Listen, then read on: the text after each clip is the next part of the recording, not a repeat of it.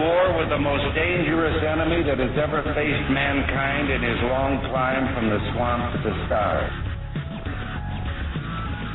And it's been said if we lose that war, and in so doing lose this way of freedom of ours, history will record with the greatest astonishment that those who had the most to lose did the least to prevent its happening. We, the people, tell the government what to do. It doesn't tell us. Our Constitution is a document in which we, the people, tell the government what it is allowed to do. A man is not free unless government is limited. And informed patriotism is what we want. But still watch closely and don't be afraid to see what you see.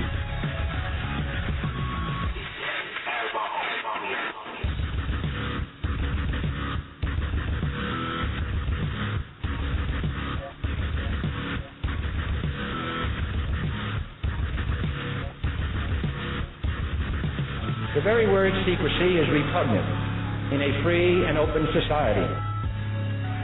And we are, as a people, inherently and historically opposed to secret societies.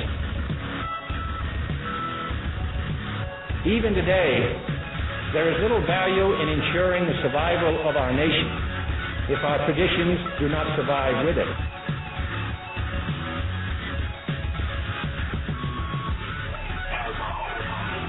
For as a wise man once said, an error doesn't become a mistake until you refuse to correct it. When in hell are all you people going to wake up? Moretti, Underground, the Liberty Report.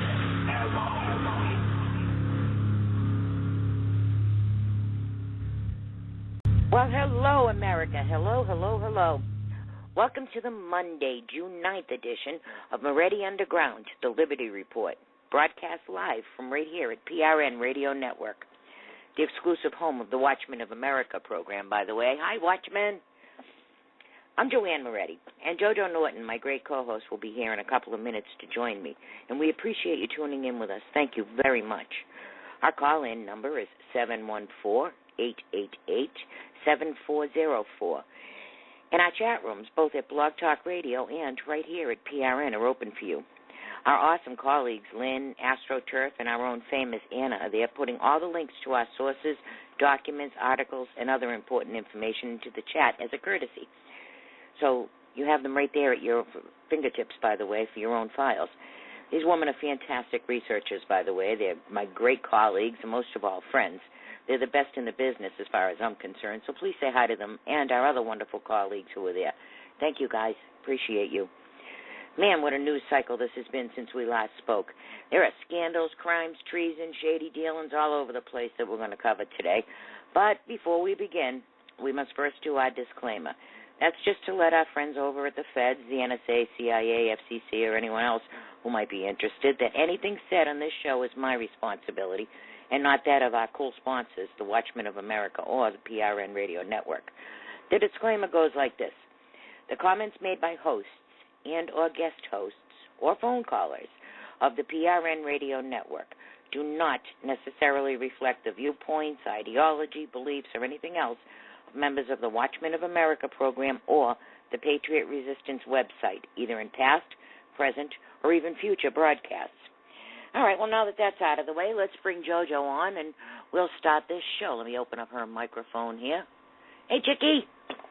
Hey, what's going on? Hey, how are you today? Well, it's rained all day, and as it's happened the last 3 weeks, suddenly, when I call in the show, I lose my signal, so I don't know how good my reception's going to be.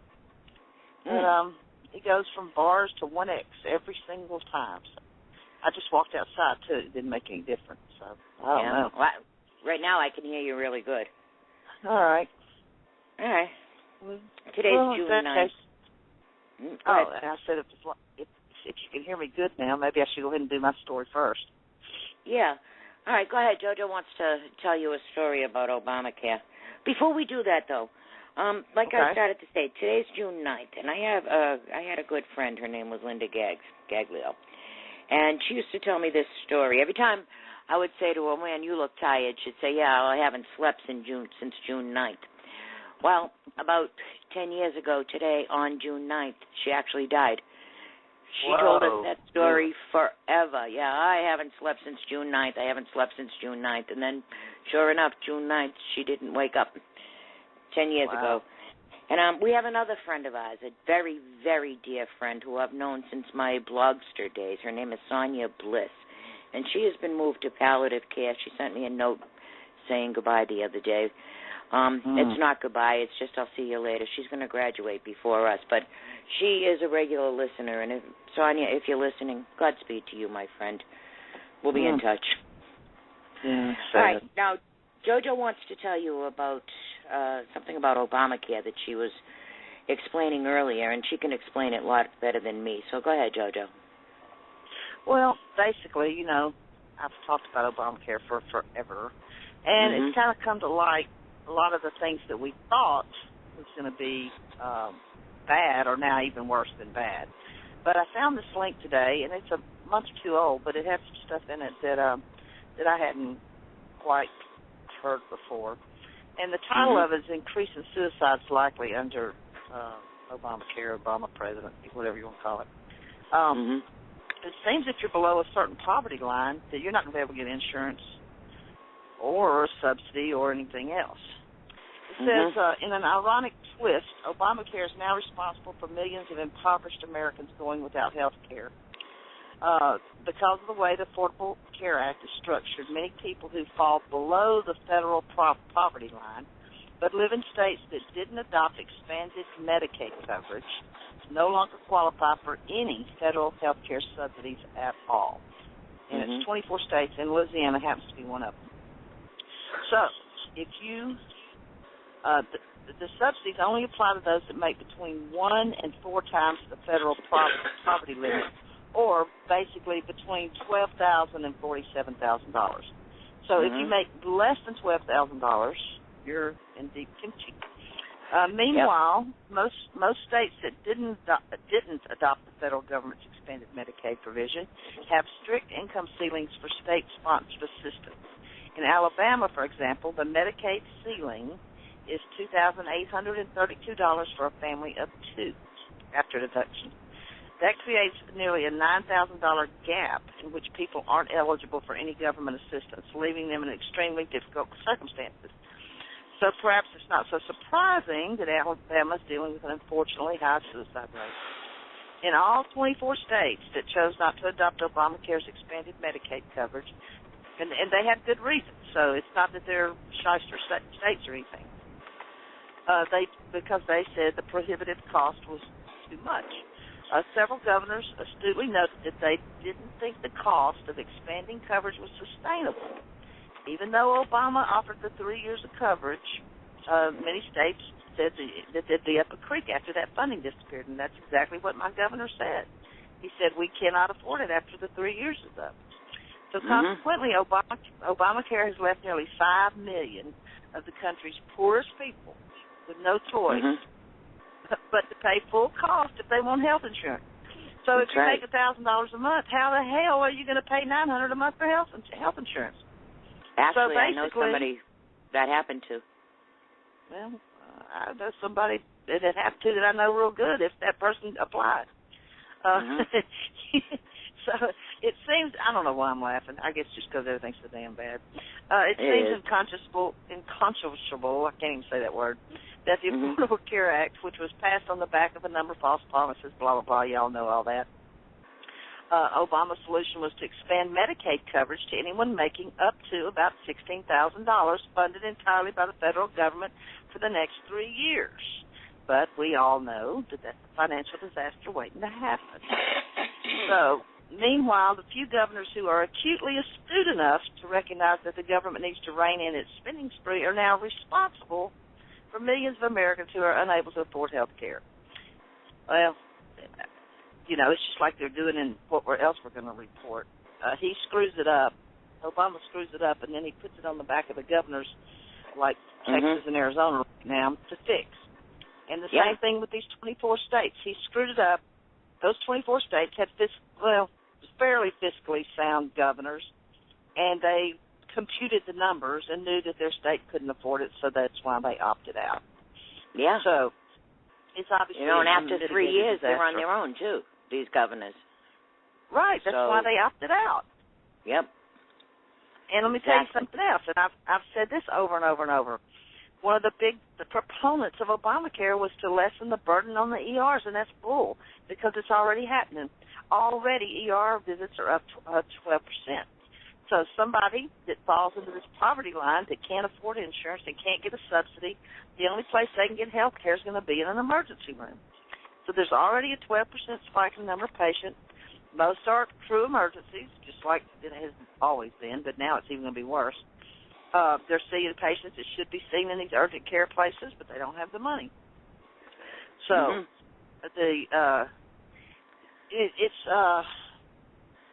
it's just going to make, God, I remember the days where, we'd be sitting there and it'd be 7 o'clock at night and we'd have 50 and 60 people in the waiting room, and you got a 20-bed ER. And then once you start admitting people, there's not a room, and then you have to hold admits, and you're trying to run a 20-bed ER with 6 beds. Then you admit a few more, and the next thing you know, you're trying to run an ER with no beds, and, it's just a disaster. Yeah, so anyway, people start piling up in the hallways on gurneys. Yeah. And they're even saying, I'm not sure what state, they actually have had to take in the waiting room and put little exam rooms for, like, urgent care type patients.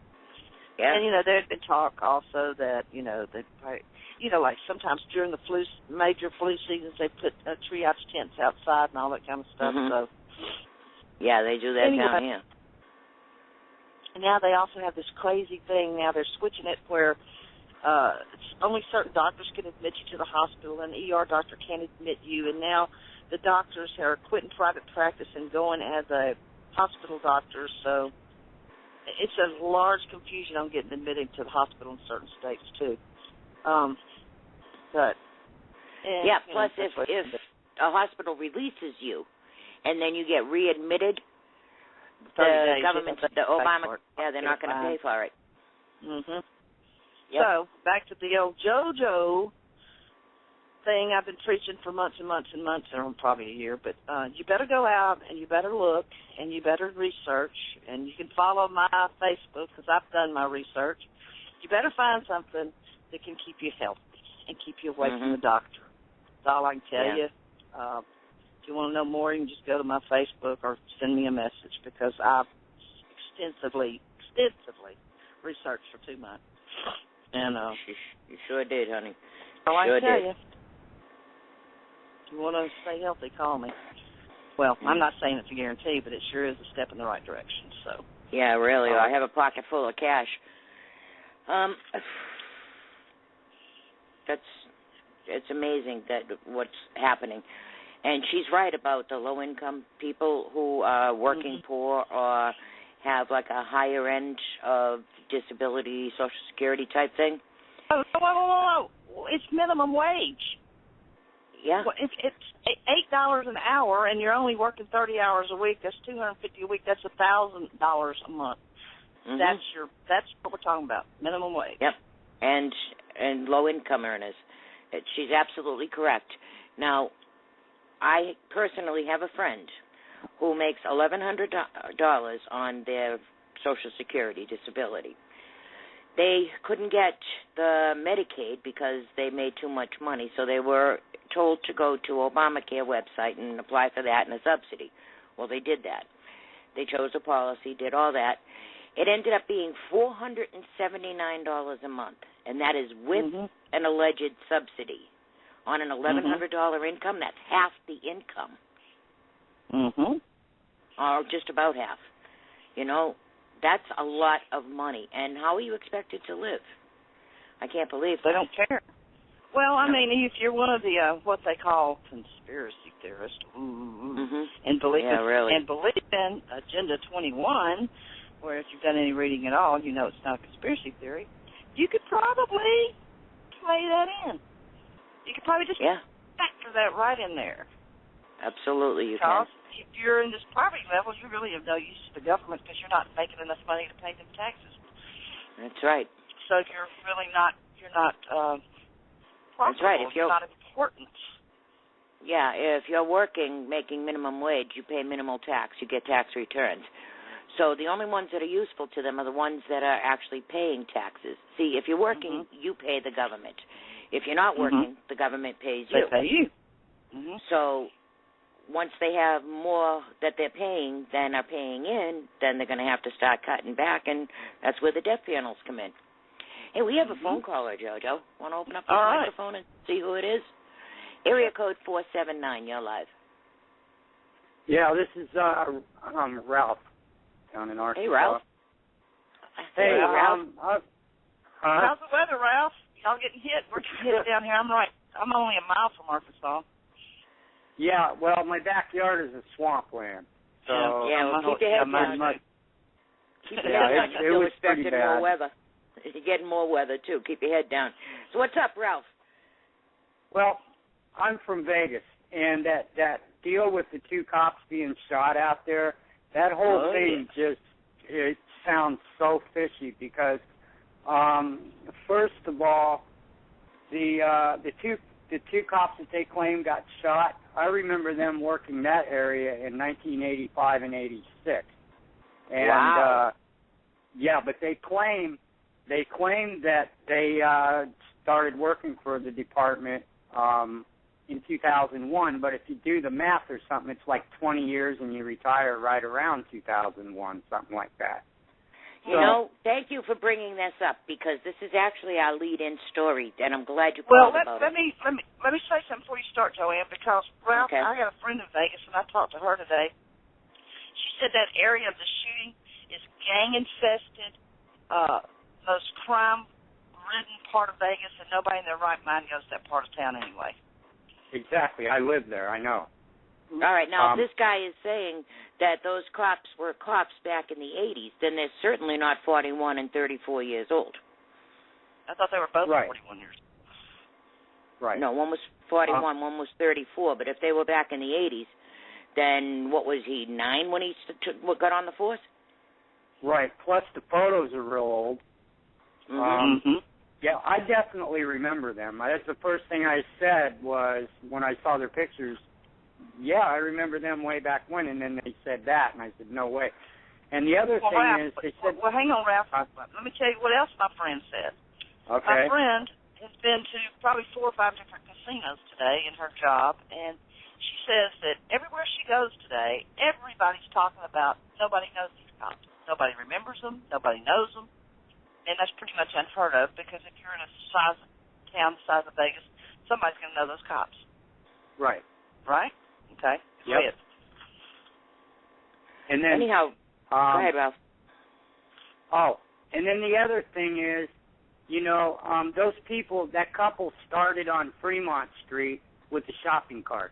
Now, if they started at 6 o'clock in the morning, they started pushing that shopping cart down Fremont Street to Eastern, all the way across to Eastern to Las Vegas Boulevard, then all the way down Las Vegas Boulevard, they would have had to trek 14, 15 miles in 6.5 hours' time, and if they took the shortcut, they had to go right past the North Las Vegas Police Department, and I know for a fact that if they walked anywhere in that area, the police automatically pull people over pushing shopping carts. And if they had a rifle in the shopping cart, that would give them even more reason to pull them over with something sticking up out of there, even if it was covered up. So you want to hear what the story goes? He's well, that doesn't add up either. The story I read, he stole the cop's gun, but hell, how'd he shoot him? Never mind. Ain't nothing adding up. You go ahead, Joanne. You know more about it than I do. Yeah. Well, my theory is that this is another hoax. Just like some of the other hoaxes we have seen. What they want to do. Now, first of all, I'm seeing stories all over the place that they're trying to link this couple to the Bundy Ranch. Now, I did see a video that the guy was allegedly there and he was talking, but I also have seen verification in the Huffington Post, the Washington Post, and Fox News that they were thrown out of Bundy Ranch for being screwballs and being felons and not being able to have a gun. I'm also seeing that the Bundys didn't know anything about it. Well, why would they know anything about it? They have security there to handle those things. Mr. Bundy and Mrs. Bundy do not have to be in control of everything. You know, they got people for that. Now, I'm thinking that this is a ruse, and if they connect these screwballs to the Bundy Ranch, that is justifying a Waco-style raid on the Bundy Ranch. What they're doing is setting up the Bundy Ranch for a raid, and they're using these people. I don't believe a word of it. I don't believe any of this happened.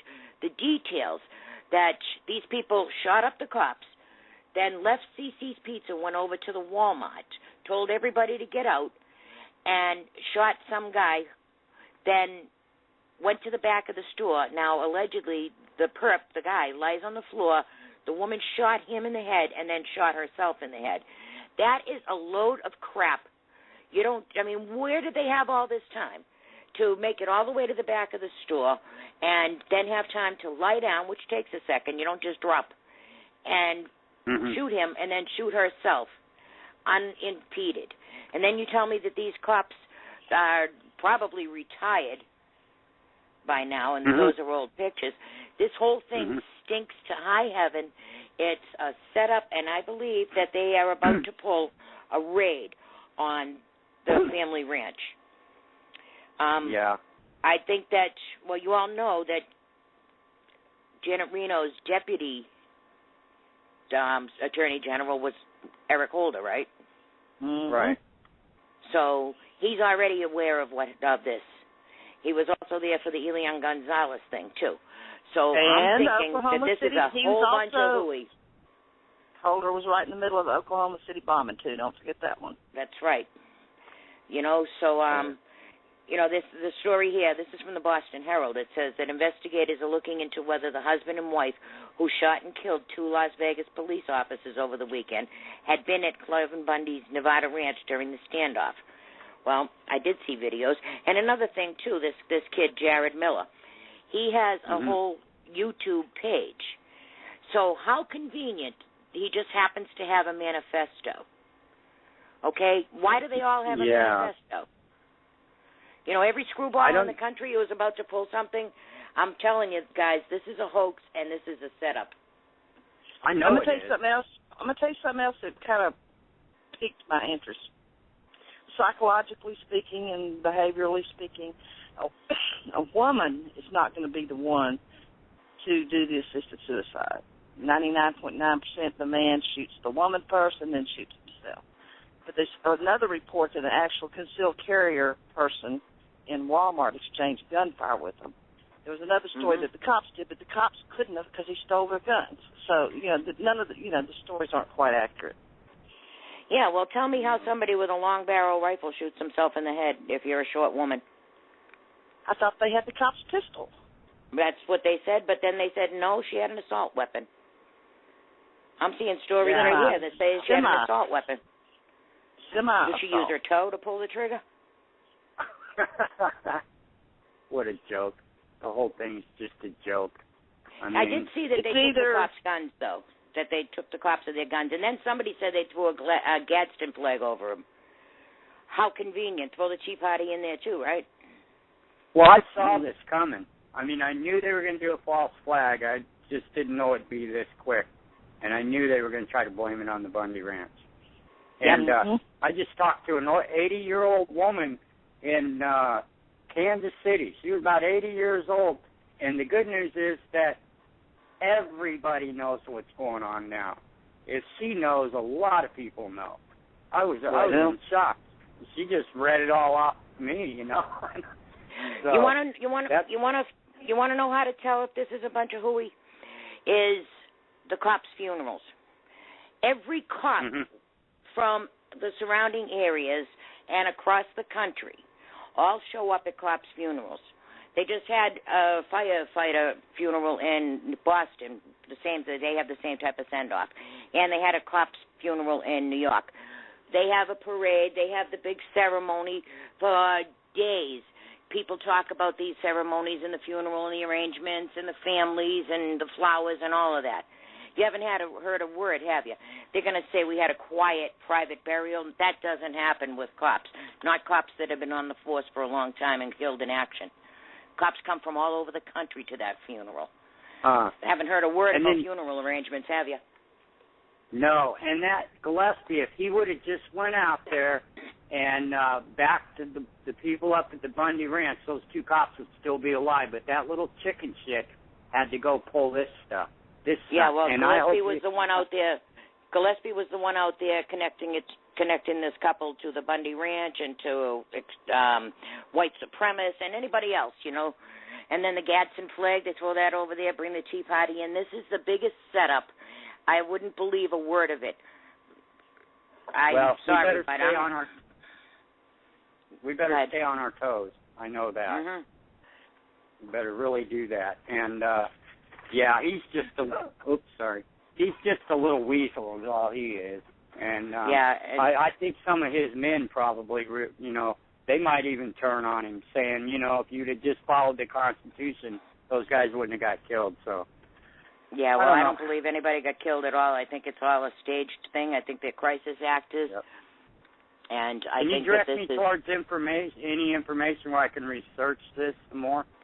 Mm-hmm. Yeah. As a matter of fact, look in our chat rooms. I'm sure Lynn is putting all kinds of links in there. She and our crew, Anna and Astro, they put a bunch of links into the chat room. So just watch this chat room, and those links will be there. But also you can go to my Facebook page, Joanne Moretti, over at Facebook. Joanne Moretti. All the links are there. We're working on it, my friend. And my advice, don't believe a word of it unless you see it with your own eyes. And then if you do see it with your own eyes, you call us. Because we'll take your word over any of these creeps. I know. It's just I can't get it in my own mind that the police would actually do something like this.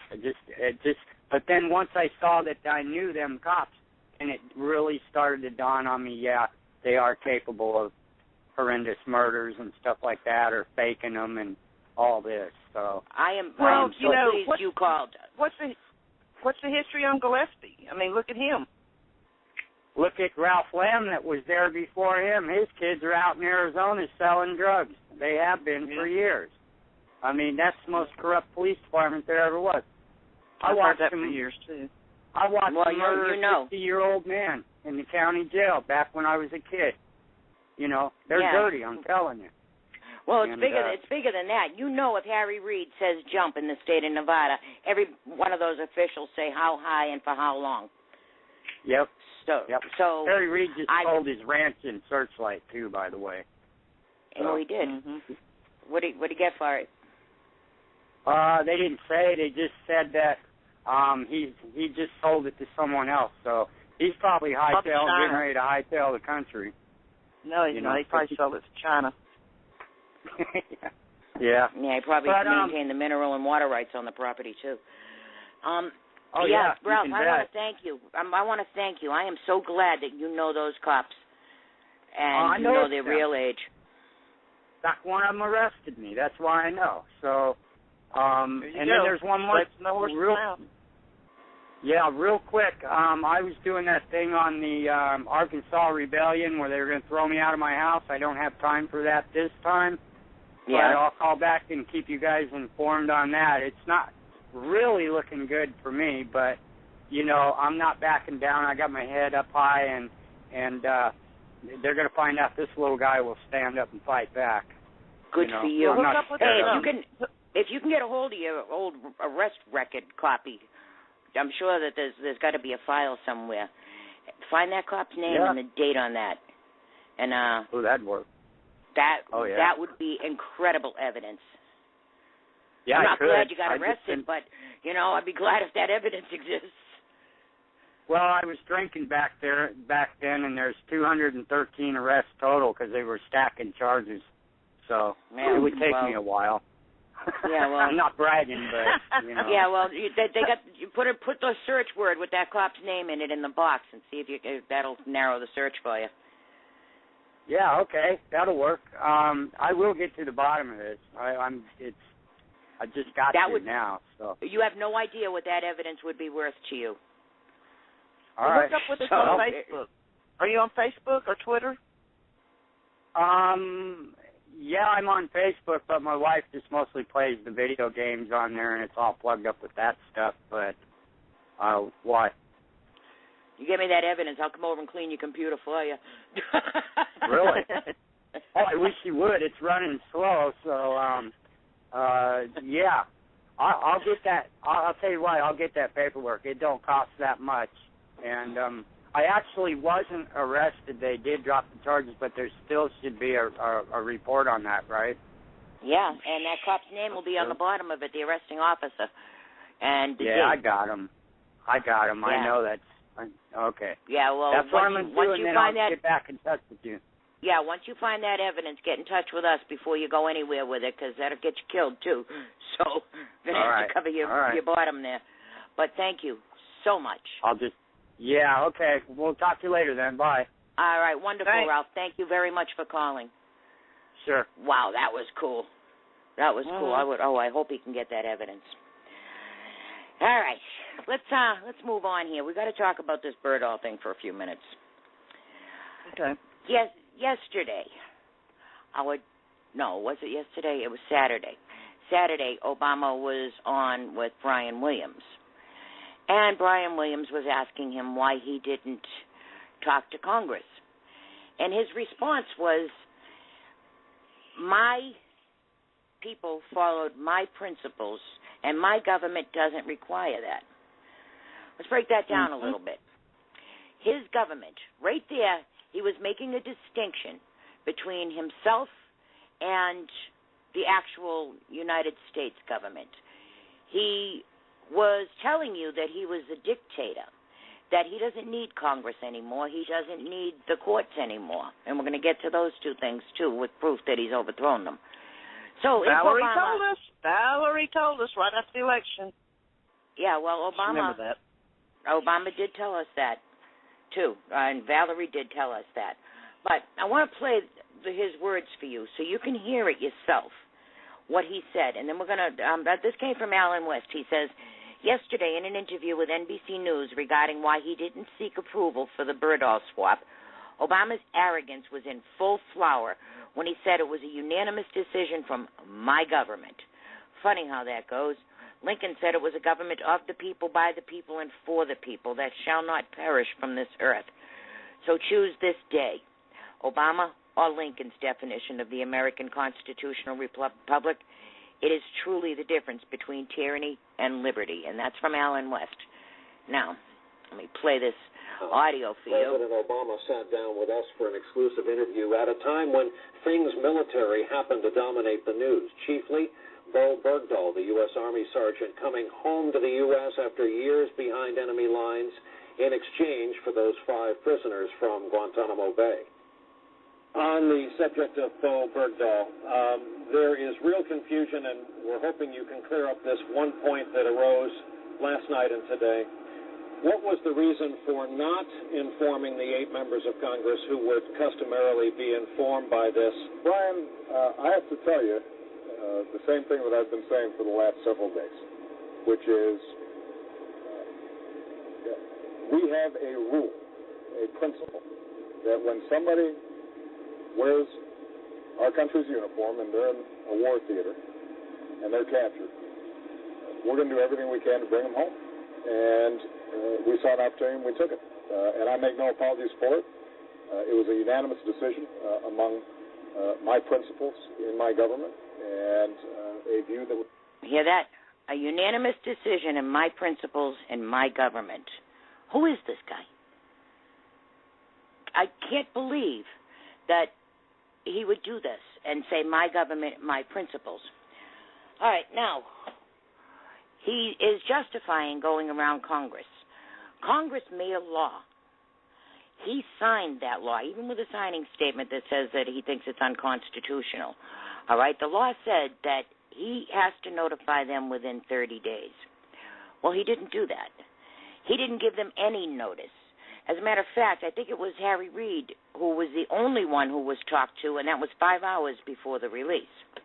Now, over the weekend, Sponge Docs, myself, a few of our other colleagues, JoJo, everybody who have been doing this research. Sponge Docs found articles. One was from 2011, where, remember when Obama said that they have a right to habeas corpus and they should be able to petition a court for their release? Well, that one guy, Khwa, Khwa, he was released. He was the one of the prime ministers in the Taliban. Well, he had taken the Obama administration to court to try to win his own release. They went before this federal judge. Her name is Urbina. Urbina notified Obama, and Obama is listed as the respondent on this document. So that means Obama had to go into court, had to argue the point that this guy was way too dangerous to be released in order to win that ruling to start with. So it's not like Obama didn't know anything about this guy and didn't know that he was too dangerous to release. Yes, he knew.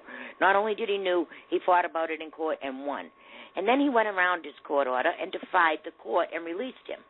So, of course, that tells you that he has no regard for the court any more than he does for Congress. Also, there's a Department of Defense document where the whole Department of Defense says, do not release these Taliban 5. They are way too dangerous. Obama defied them, too. So now he's defied Congress, he's defied the court, and he's defied the Department of Defense. Obama is a dictator. He just told you he didn't need Congress's approval. He had his principles and his government. So if he has overthrown our government and our Constitution, our three branches, the Congress, the court, well, then he really isn't breaking any laws, is he? We don't have any laws that he would break. He's the dictator.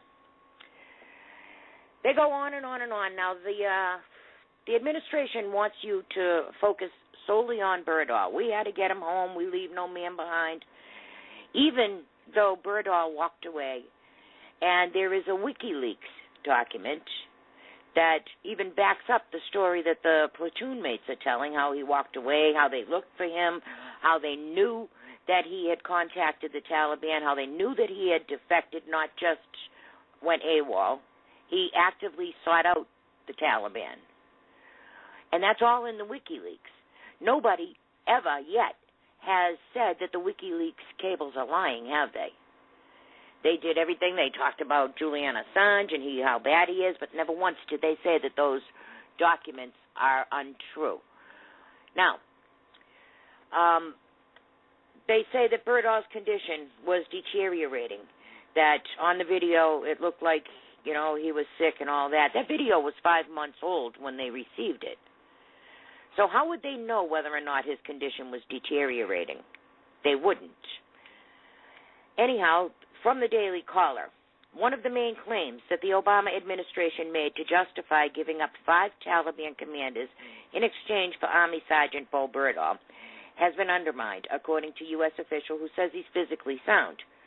Obama administration officials have said that Berdahl's health was deteriorating rapidly and that he was in imminent danger after being held captive by the Haqqani network.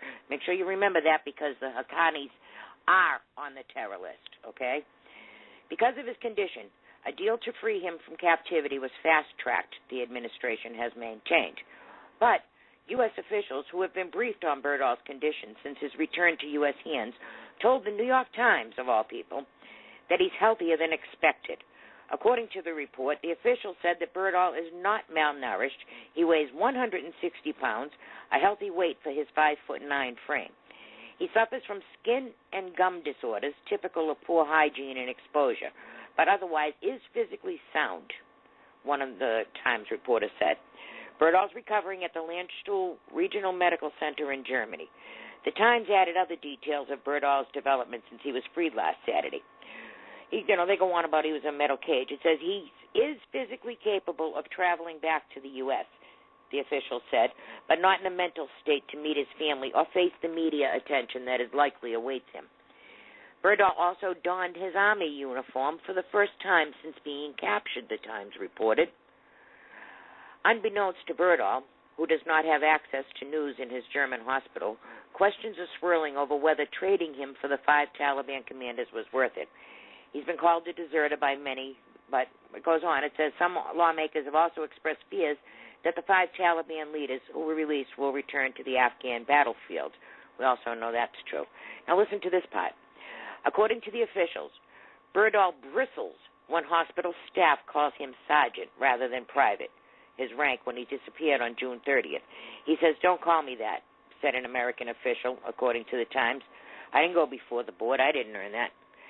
Berdahl was promoted twice while in captivity, by the way, so he doesn't want to be called sergeant. He doesn't even want to be back there. He does not wish to speak with his family. They say he's mentally unstable. I don't know about that. I think he's sharp and doesn't want to be here. He was happy where he was. So I don't want to get bogged down with him. You know, the military, his platoon mates, and the courts will take care of him now. And the thing that's aggravating me, and I'm not an expert on Stockholm syndrome, and I could be very, very wrong. Mm-hmm. But in my heart, I don't want to hear about no damn Stockholm syndrome. I just don't believe it. I mean, I'm wrong. I'm an expert on that, so.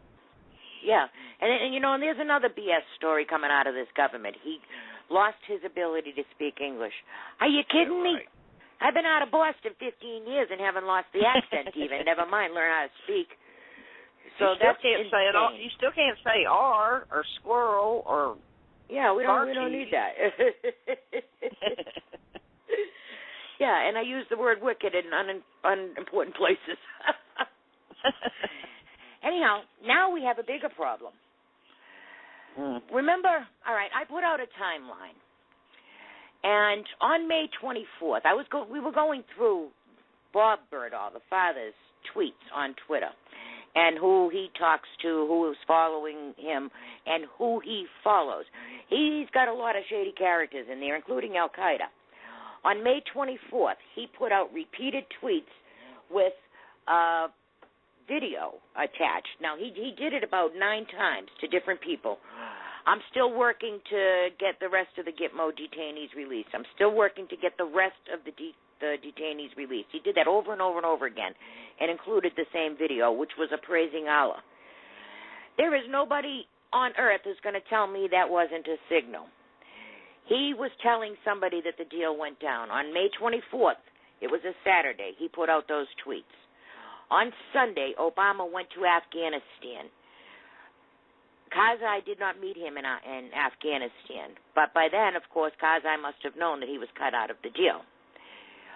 Also on Sunday, the CIA station chief was outed. On Monday, Obama flew back. He allegedly slept on the plane.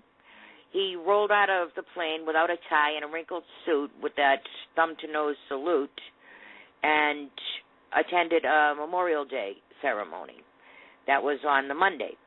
On Tuesday, the deal was done. The Qatari delegation was already in D.C. The emir of Qatar, son was graduating West Point on Wednesday, so they were all in town on Tuesday. On Wednesday, Obama shows up at the West Point graduation. He gives a speech, and that's where all the handoffs were done, the checks, the documents, all of that, because the emir's son was there graduating from West Point. So that was the perfect place. Also at West Point is our biggest counterterrorism facility that's housed at West Point. All right, so now that's Wednesday. On Thursday, Obama meets with Hillary Clinton. Now, you know she was part of the talks going all through. This isn't the beginning of the talks. They've been talking for 5 years. So Hillary was part of that, too. So he must have told her the deal was going down. I don't know what she said in response. Probably it was a lousy idea, but whatever. I don't know that. But they had this communication. Now, that was Thursday. Also on Thursday, a Qatar delegation arrived at Gitmo to prepare for the release. Now, Congress didn't know about this, but a delegation from Qatar was at Gitmo 3 days before the release. Okay, now, on Friday, Berdahl's family arrives in D.C. The Qatari emir left and went back to Qatar, but the delegation still stayed at Gitmo. On Saturday at 7 p.m. Afghanistan time, the swap was made. the Taliban were released from Gitmo and Berdahl was handed over. It was a simultaneous release. That was at 7 p.m. Afghan time, but it was 1 p.m. Eastern Standard Time. That's when Obama comes out practically feeling up Berdahl's mother, and they had their Rose Garden speech. So there's your timeline. And then, to top it all off, I have an article in front of me from Fox News that says, White House reportedly let Berdahl parents take part in secure video conferences. So all through the negotiations, Mr. and Mrs. Berdahl were regularly informed about what was happening through the duration, and they got to go to secure, classified, secure video conferencing during these delegations. Who are these people? What kind of security clearance do they have? What business do they have in a classified meeting where there's secure video conferencing going on and negotiations going on? I know it's their son, but do you think you or me would be invited? That's some serious stuff. Well, I can see you getting invited because you wouldn't take no for an answer. You'd go break the door down and you just have your own chain of command. But, you know. This is true. You're not average. Yeah, no, I'm not average. If my kid was there, I'd be in Afghanistan looking for him myself. But still, you know, what business do these people have? What type of security clearance do these people have? Why was Obama all over her anyhow? They look like a first date. Was she a gift, a token of Bob Berdahl's appreciation? Did you get to spend a night with his wife or something? I don't know, but that was kind of creepy too. I think he puts that show. He just puts that show on so people won't think he's gay or something. Yeah, well, they looked an awful lot lovey-dovey, and the old man standing there like a dimwit. But the old man is no dimwit. Trust me, he is part of the equation. He's been contacting people. There is nobody on earth who can tell me that those repeated tweets on May 24th by that man was not a signal. It definitely was. Anybody who does any type of, intelligence analysis, and let me tell you the analysis we've been doing. We have been looking over videos, the video of the release, the videos of the people, we've been going through people's Twitters and timelines, and if they were talking to somebody, we went through their timeline too and see who they talked to. So we've been doing 3, 4, 5 hops with these people to see who they know. Now, like I said, the delegation from Qatar was at Gitmo 3 days prior to the release. So if they had notice enough to get from Qatar to Gitmo and then be there for 3 days, how come Congress wasn't informed? And I'm sick of all these politicians saying, well, if he does it again, we're going to impeach him. If he does it again, he did it again this morning with his executive order. We'll get to that.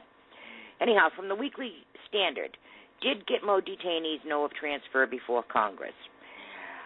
Sources with knowledge of the transfer tell the Weekly Standard that prisoners at Guantanamo understood in the days before the transfer that something significant was imminent and may well have known who was being transferred.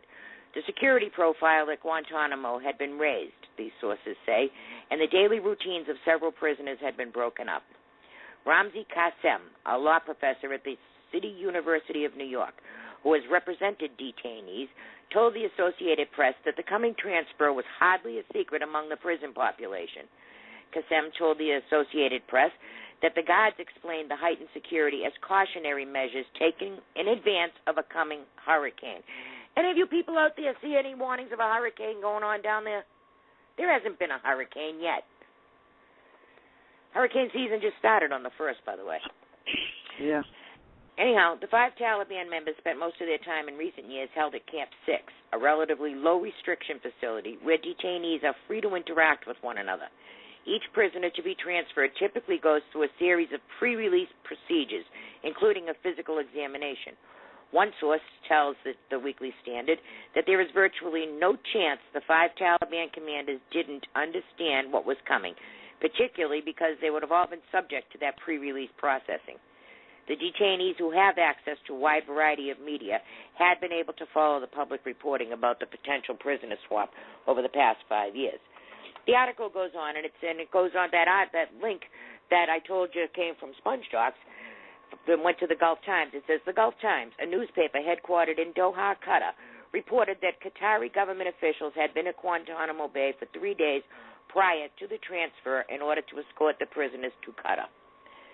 So there you go. All right, so everybody knew about it but Congress. You believe in that? All I can say is my little mantra. We do need to make, in 2014, every member of the House is up, and I don't know how many Senate seats are up, but please don't vote for anybody incumbent. Even my guy that votes the way I want him to, I'm not voting for him, because they're sitting there letting this go down. Anybody that is currently in the House or the Senate does not deserve our vote in November of 2014. Because they're Jojo, I don't even know why they're happen. still there. I don't even know why we still have a Congress. Why didn't they just go home? Obama has That's why said we need to get a new one. That's right. We got to get a new one. Yep. Anyhow, continuing we got to get the people up there that fight for us. Yeah. Absolutely we do. And we're going to get to that.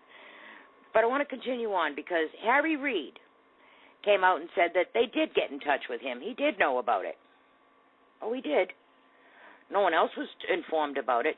But listen to what Mr. Harry Reid has to say when asked why he was the only one. He said exactly what Hillary Clinton said. What difference does it make? Listen to this. So looking back at the way this was rolled out, you knew the White House should have done a better job looping in Congress during the negotiations? Listen, Manu and everyone here, the timeline was very, very brief here. This has nothing to do with the briefing that was down in the classified briefing. We all know that the president had a very short period of time to make a decision. He made a decision to bring him home, and I'm glad he did, because in my opinion, based on nothing that went in the classified briefing, in my opinion, every day that he was there was a day closer to his dying. How come it seems that you were the only one who got a heads up the day before? I'm not sure I'm the only one. I mean, it's made a big deal over nothing. The whole deal is it Friday or Saturday? What difference does it make? What difference does it make? What do you think of their... Hear that? What difference does it make that he was the only one that knew? He couldn't even give the rest of them a heads up? And the Intelligence Committee, Feinstein and all them, they don't even get notified? Oh, well, Senator Feinstein, she is calling Obama out, but I don't think she's going to do anything anyhow. They're all, today I was listening to a couple of them saying, well, if he does it again, we're going to have a constitutional crisis. We're throwing the I word around there. Are you kidding? We've had a constitutional crisis for the last 5.5 years. Or 6, yes, we have. Well, our dear friend Ulsterman put out an article about Dianne Feinstein. Longtime California Senator Dianne Feinstein told reporters that she has seen no evidence to suggest Bo Berdahl would have been killed by the Taliban if information of the 5-for-1 Taliban prisoner swap were to have leaked to members of Congress, as suggested by the Obama administration. They even used that excuse, Jojo. Well, if we leaked it, they would have killed him. No, they wouldn't have killed him. Are you kidding me? He was their one golden goose. They treated him like a king. Are you kidding me? He was the only bargaining chip they had. They weren't going to kill him. Anyhow, anybody with half a brain would know that. Anyhow, it goes on and it says that to leak to members of Congress as suggested by the Obama administration. In D.C. speak, this is a longtime senator and a Democrat calling the Obama White House liars. He has the very uneasy alliance between Feinstein and Obama come to an abrupt end. Politico detailed the Feinstein comments with the following. Senate Intelligence Chairwoman Dianne Feinstein said she has not seen any evidence that the Taliban would have killed Army Sergeant Bo Berdahl if details of an agreement had leaked. When asked whether there was credible threat on Berdahl's life if word had gotten out, the California Democrat responded, no, I don't think there was credible threat.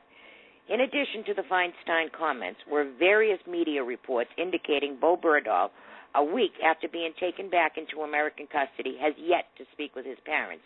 leading some to suggest Berdahl is now being detained by the Obama administration in order to secure a story from him that will be the least damaging to the administration. And as the Berdahl 5-for-1 scandal continues to mount, the VA scandal threatens to reemerge on the front page of the news cycle in the coming days, and the Benghazi hearing in the coming weeks. Tough days for supporters of Barack Obama for what few remain. So there you go. Now, there's another part of this. Let me go back to what I was thinking here. I lost my train of thought. Credible threat, Berdahl's life. Oh, WikiLeaks. WikiLeaks confirmed every single thing that those platoon mates had brought up, by the way. Rick Moran over at the American Thinker picked it up, but he also added a few things. He said the WikiLeaks document dump of hundreds of thousands of messages and reports from the U.S. military in Afghanistan contains some vital information on the case of Bo Berdahl. I have to tell you, this WikiLeaks is another one of the documents that Sponge Docs found. And she put it in her article. So, Lynn, if you get a second, would you put Denise's article, the one about treason, out into the links too? Because it's a very intelligent intelligence report, and she did a heck of a job on it. That's our own Sponge Docs, also known as Denise around here. She has a show tomorrow night, and I'm sure she's going to be chronicling it. Jake Tapper had the story of Berdahl's disappearance as told by the former Army Sergeant, too, Evan Buetow. Within days of his disappearance, says Buetow, teams monitoring radio chatter and cell phone communications intercepted an alarming message. The American is in Yahak Hill, a village 2 miles away. He's looking for someone who speaks English so he can talk to the Taliban. I heard it straight from the interpreter's lip as he heard it over the radio, said Buetow. There's a lot more to this story than a soldier walking away. Sergeant Buetow has a gift for understatement. The platoon was at a small outpost consisting of 2 bunkers and a perimeter of military trucks. Buetow was in one of the bunkers, and Berdahl was supposed to be in tent by one of the trucks. Then a call came through on the radio. I'll never forget that line. Has anyone seen Berdahl, says Buetow. First-hand accounts from soldiers in his platoon say Berdahl disappeared while he was on guard duty. Buetow said Berdahl was about to go on guard duty, but when a fellow soldier went to wake him, he was not in his tent. He had left behind his weapons, his bulletproof vest, and night vision gear. I immediately knew, I said. He walked away, said Buetow. Berdahl walked off the observation post with nothing more than a compass, a knife, water, a digital camera, and diary, according to first-hand accounts from soldiers in his platoon. Buetow was involved in the immediate search for Berdahl, pushing a patrol into a nearby local village. Immediately, as we left the base, 2 small boys, you all heard that story, that the boys said that they had saw the American crawling in the weeds by himself. For 60 days or more, I remember just straight, all we did was search for Berdahl, said Buetow, essentially chasing a ghost because we never came up with anything. At least 6 soldiers were killed in subsequent searches for him. Now, here comes another point. One of the WikiLeaks documents is a transcript of intercepts from conversation between Taliban operatives. It contains the surprising information that the Taliban was willing to trade Berdahl right then and there for 15 Taliban held by the U.S. and some cash. Later in the same document dump, U.S. Armed Forces reported intercepting the following radio conversation between Taliban operatives. 1, we are ready for them. 2, all the numbers are a mess. We're waiting for them. They know where he is, but they keep going in the wrong area.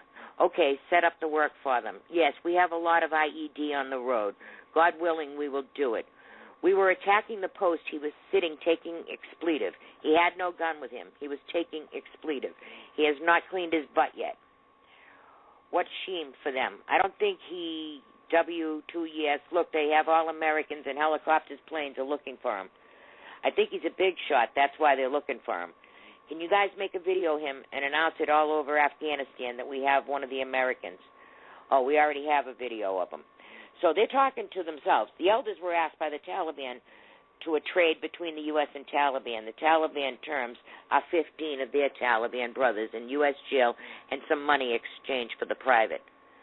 So this goes on and on and on, but you can read it yourself about how there was a meeting with the elders, and they were just, discussing helping these Taliban, and they requested to have another meeting.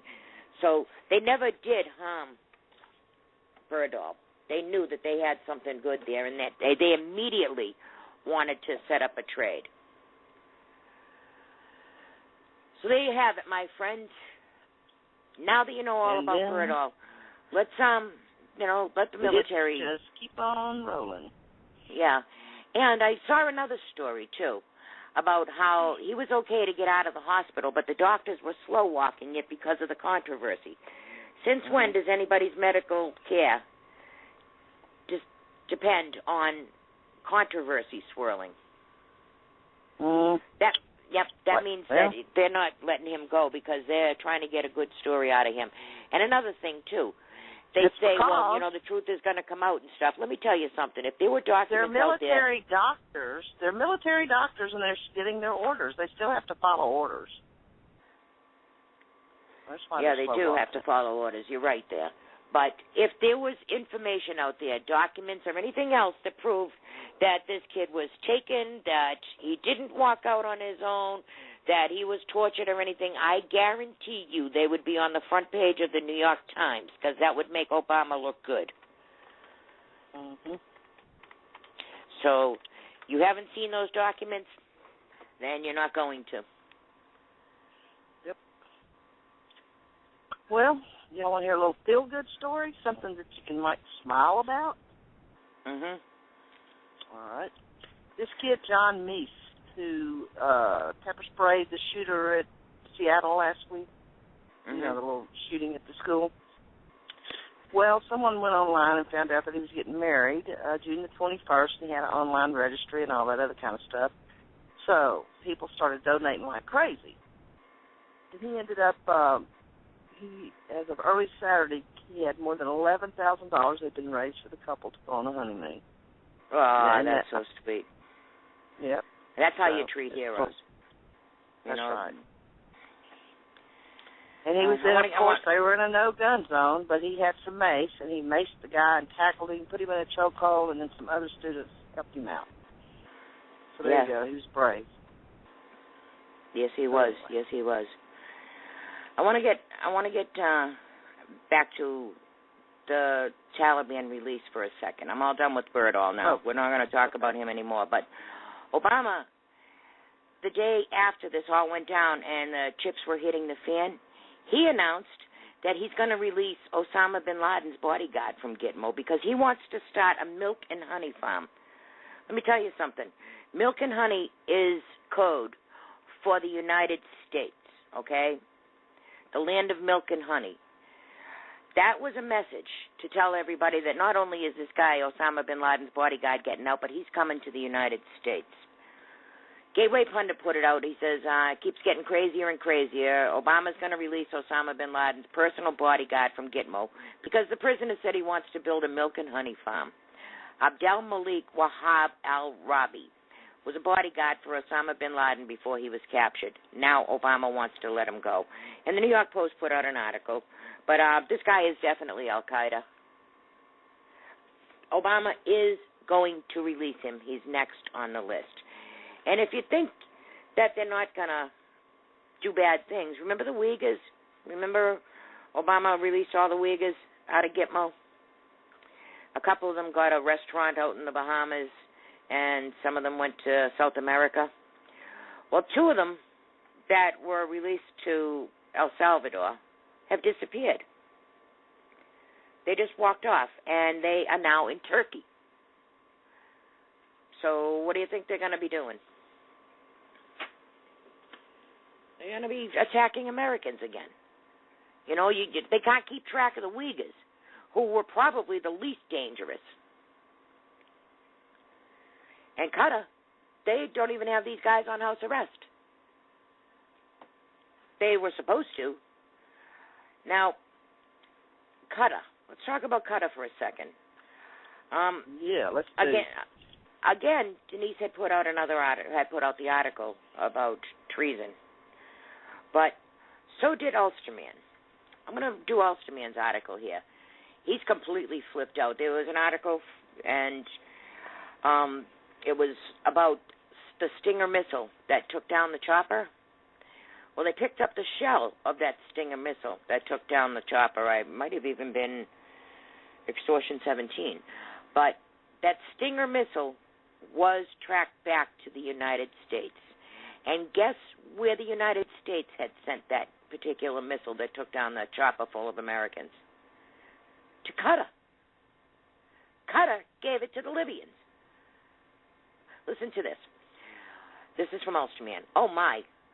What has long been speculated now appears confirmed. Weapons given 3 years earlier by the Obama administration to rebel forces in Libya have found their way into the hands of the Taliban and are being used to attack American military. And guess what country made the delivery of those weapons? None other than Qatar, the same nation that we helped broker the 5-for-1 prisoner exchange with the Obama White House. I have long been convinced that what happened before, during, and after the Benghazi massacre of 2012 went far beyond the killing of U.S. ambassador and 3 other Americans. Okay, so it wasn't Extortion 17, it was Benghazi. I hinted at the potential truth behind Benghazi in my novel, Mac Walker's Benghazi. A just published report from the New York Post confirms what I and so many others have long held, that Benghazi was a weapons to terrorist cover-up, similar to what took place with the Fast and Furious scandal that plagued the Obama administration years earlier.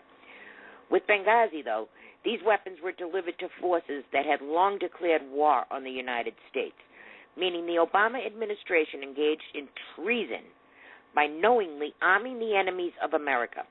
It now seems quite possible that the entire 5-for-1 Taliban exchange is merely part of a massive weapons-to-terrorist cover-up initiated by the Obama administration. Here's an applicable excerpt from the New York Post report. How the Taliban got their hands on modern U.S. missiles. The Obama administration isn't only giving the Taliban back its commanders, it's giving them weapons. My sources in the U.S. Special Operations community believe the Stinger fired against the Chinook was part of the same lot the CIA turned over to the Qataris in early 2011. Weapons Hillary Rodham Clinton's State Department intended for anti-Gaddafi forces in Libya. The investigation took time. Arms were twisted, noses put out of joint. But when the results came back, they were stunning. The Stinger tracked back to a lot that had been signed out by the CIA recently, not during the anti-Soviet jihad. They believe the Qataris delivered between 50 and 60 of those same Stingers to the Taliban in early 2012, and an additional 200 SA-24 Igla-S surface-to-air missiles. Those are the SAMs that Denise was talking about in her article on September 13th, 2 days after the Benghazi attack. There it is, Rita. Qatar has been delivering American weapons by way of Benghazi to the Taliban. Those weapons have in turn been used to attack U.S. military in Afghanistan. Remember, the Obama administration has not gone after a single figure responsible for the Benghazi massacre, not one. And now we find out that weapons the administration sent to Benghazi were obtained by Qatar and then sent to the Taliban to be used against American soldiers. What if the Taliban and or Qatar threatened to expose the administration and its complicity in helping to kill or wound U.S. military? What if that leverage was used to get them 5 of its top Taliban officers released, and Bo Berdahl was merely cover for the transaction? My God, what has become of our country? Okay, so the Chinook, it had to have been Extortion 17. Now, no, I read another article where it was not, because I had sent that link to Karen Vaughn, and then I read another article that said it was another Chinook crash. But neither here nor there, we don't know what took down Extortion 17. I mean, and plus, remember the man pads? Remember we'd been following the 20,000 missing man pads for 2 years ago. Right.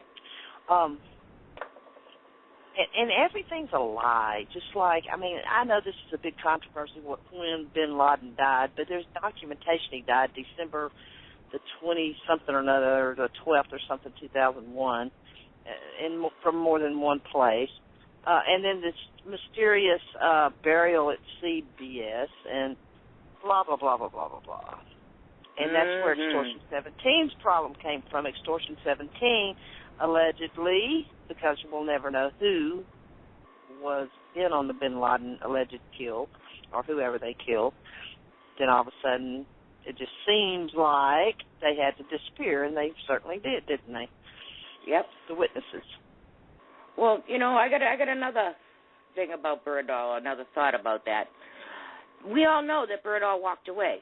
So whether Obama succeeded or failed and got Berdahl killed, he would have said, well, he was a deserter. So either way, that was a win-win. Berdahl was the perfect patsy. Now, you tell me how a kid who took fencing and ballet, who was brought up by those parents and homeschooled, ended up at a forward base in Afghanistan as a private. Okay, he went to Alaska, but that was a short time. If they didn't have a plan for him, why'd they let him live 5 years? That doesn't happen. Okay, well, all the connections that Berdahl's father has, all of the craziness about the Berdahl's father, all right? Now, they raised this kid. So how do we know that, just like everything else, Berdahl wasn't supposed to be there? He was supposed to walk away. He was supposed to get captured. He was supposed to be the vessel for this transfer.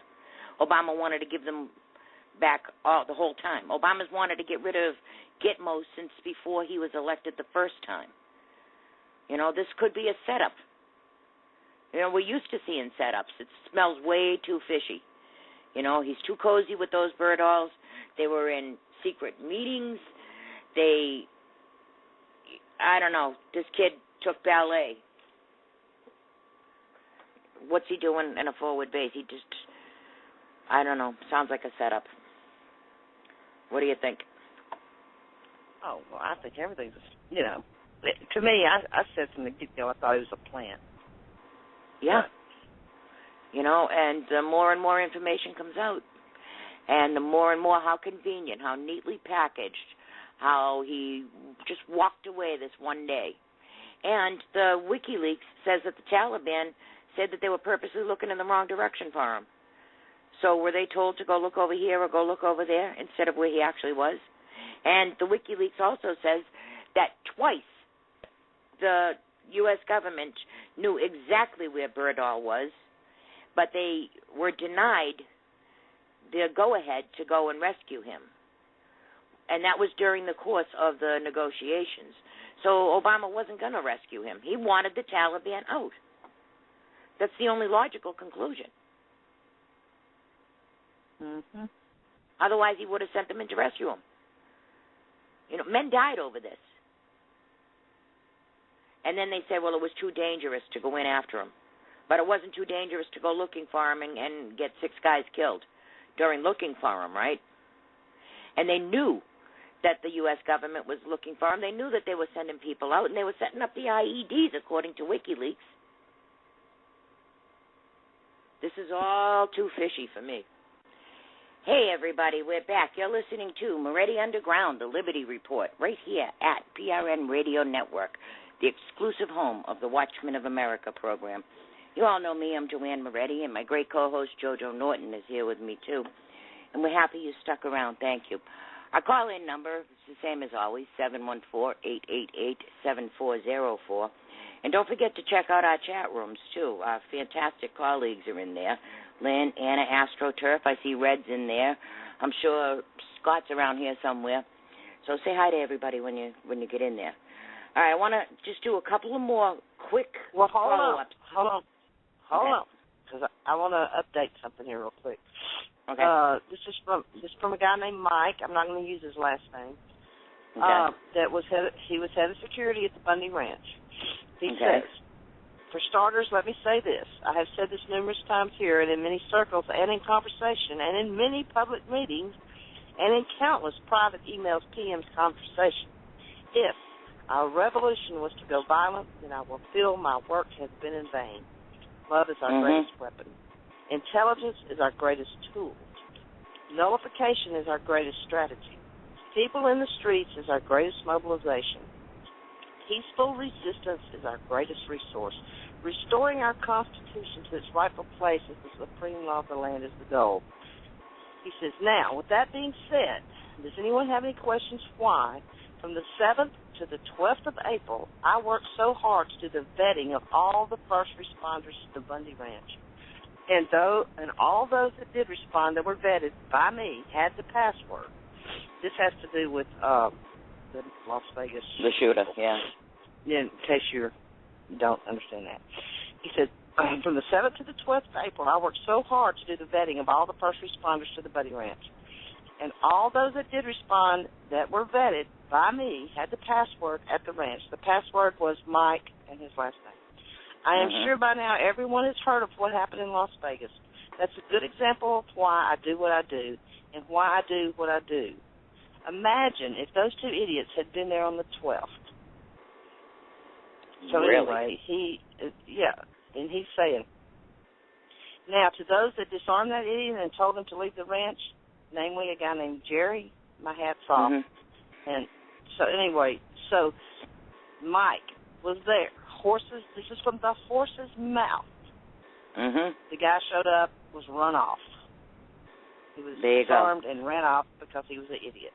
Okay, so that's, no matter what you read in all the damn newspapers, this is from the head of security at the Bundy Ranch. His name's Mike.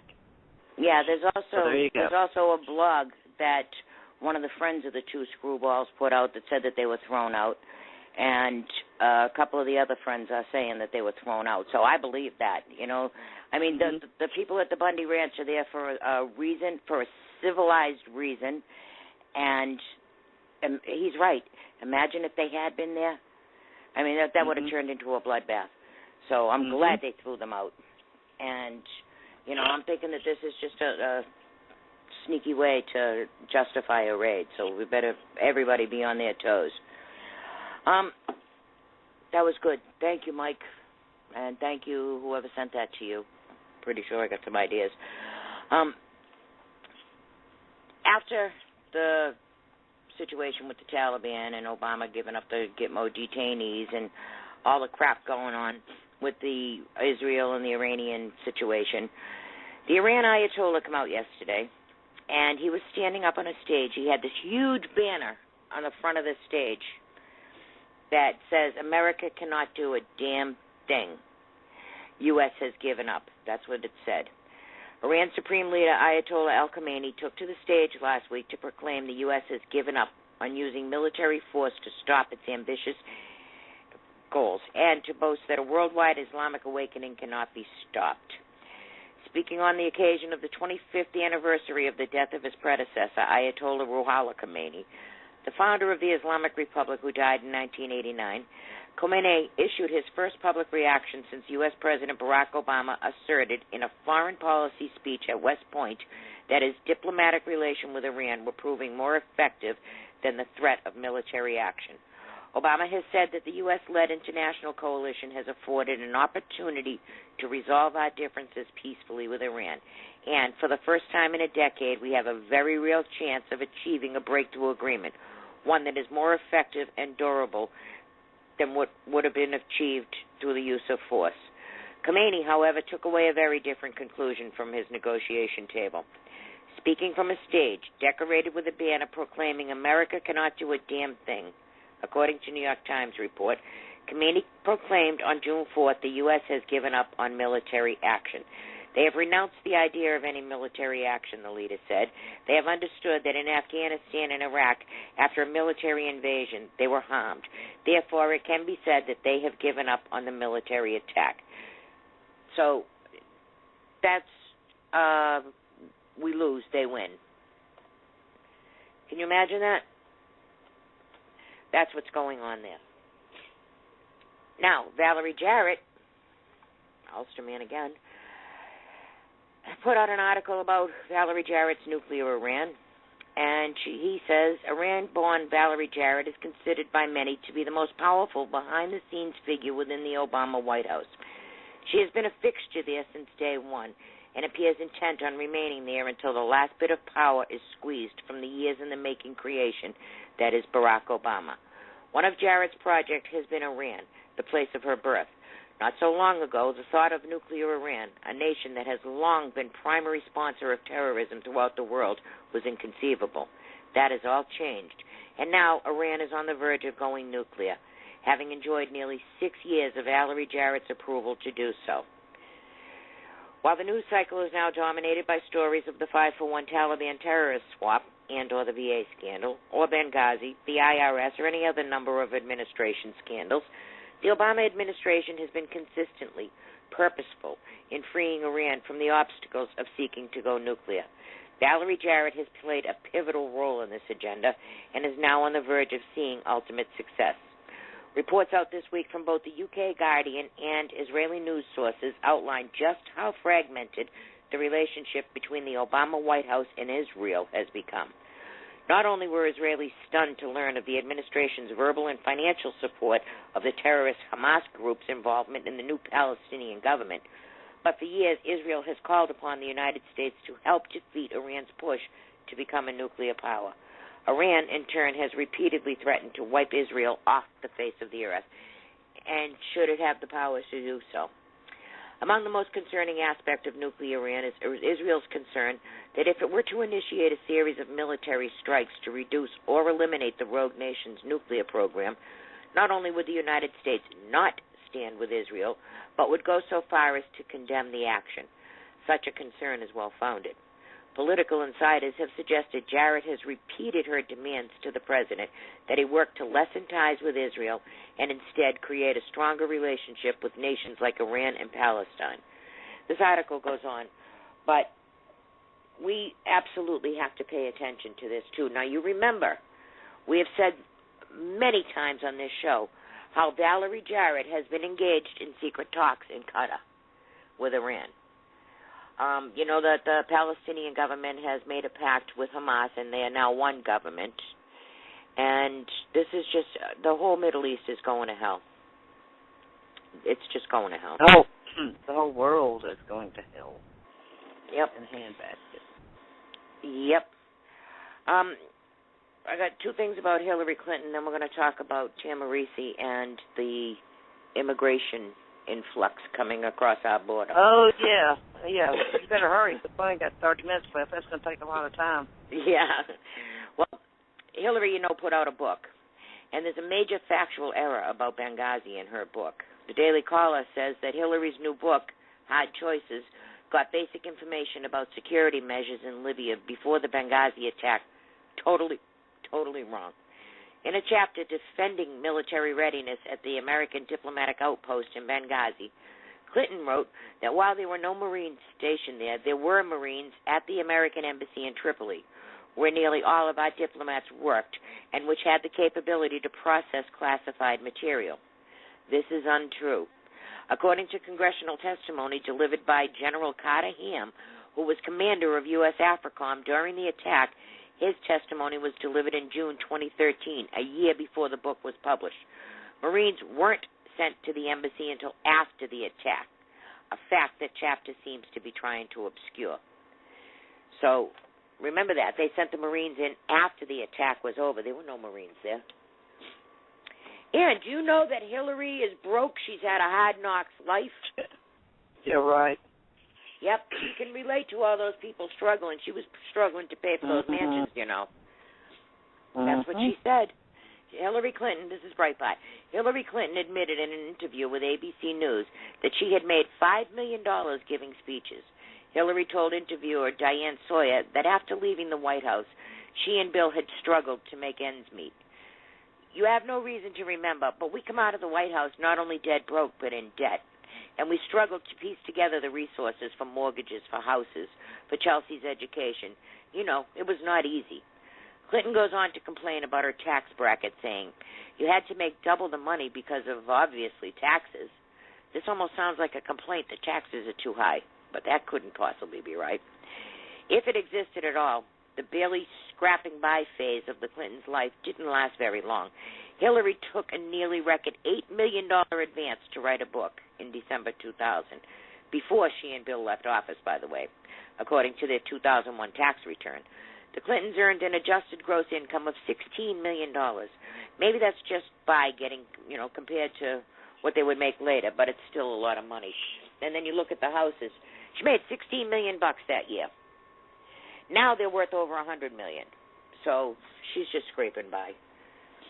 All right, let's switch gears here. I got a little, Go ahead. well, hang on. Well, while we're switching gears, I got a little update from Las Vegas. Okay. Someone has spoken to a detective and says that, hold on, I'm trying to read it. Excuse me. Okay. Dadgummit. He said all info is locked down internally on the shooting. He said that this is highly unusual. He said there's a history with one of the cops that he believes they are scrubbing.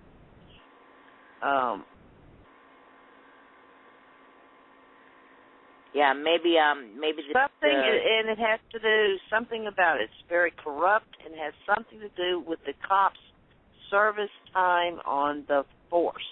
This has to go directly back to our caller, Ralph. Absolutely. Go, Ralph. The numbers don't add up.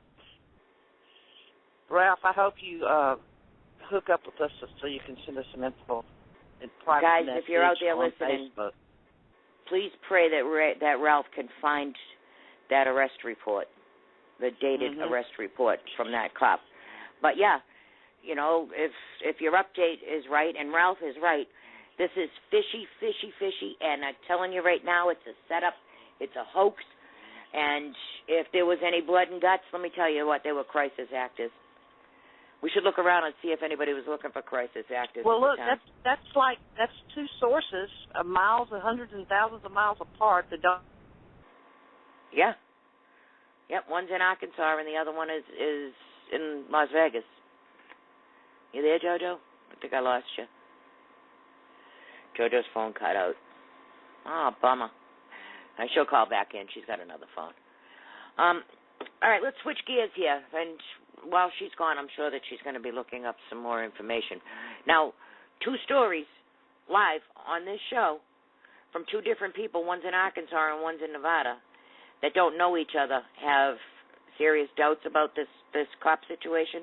One guy said he was arrested by the cop back in the 80s.